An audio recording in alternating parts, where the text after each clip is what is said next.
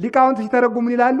ቤተ መቅደስ ውስጥ ከታቦተ ጽዮን አጠገብ በወርቅ የተለበጡ ጠረጴዛዎች፣ ጽዋዎች፣ ኩስኩስቶች ለቤተ መቅደስ አገልግሎት የሚወጡ በወርቅ የተለበጡ የእግዚአብሔር ነዋያት ብቻ ነበር ወደ መቅደሱ መግባት የሚችሉት።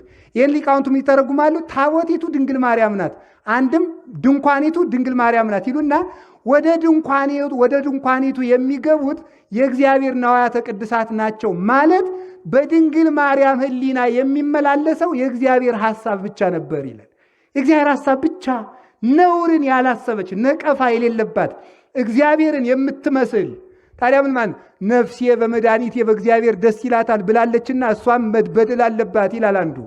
ነፍሴ በመድኃኒቴ ያለ እንዳይኖርባት ስለጠበቃት ነው እንጂ ኑሮባት ስላዳናት አይደለም። አሁን እኮ አንድ ሰው ዳንኩ የሚል ተበልቶ ሲድን ብቻ ነው ሳይበላ ሲቀር ነው? ሲነገር በስንት ነው? ተበልቶ ሲድን ነው አይደል? አሁን አንድ ጅብ እየሮጠ መጣባችሁ። የአንድ ጅብ ሰውየው አባሩ አዳናችሁ። ስለ አዳኔ ትላላችሁ አትሉም።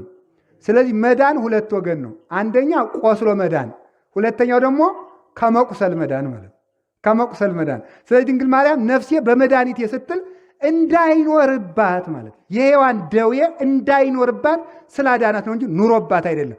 ቡርክት አንቲ እማንስት ወቡሩክ ፍሬ ከርስኪ ብሎ የተነገረላት ብቸኛይቱ ይሄ ማለት የማኅፀንሽ ፍሬ ኢየሱስ ክርስቶስን የምትመስይ መርገም የሌለብሽ ቡርክት ነሽ ማለት ነው። ስለዚህ ያቺ ታቦት እናታችን ቅድስት ድንግል ማርያም ናት። ከቃሉ ጋር ናችሁ?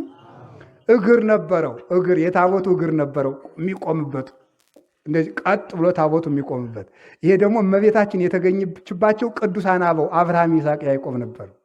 መያዣ ደግሞ አሏት። ንጹሐን መሃይምናን ናቸው። ደግሞ እናትነቷን የሚይዙ ማለት መቅረዙን የያዘ ብርሃኑን እንደሚያገኝ ማርያምን የያዘ አምላኩን ክርስቶስን ያገኛል።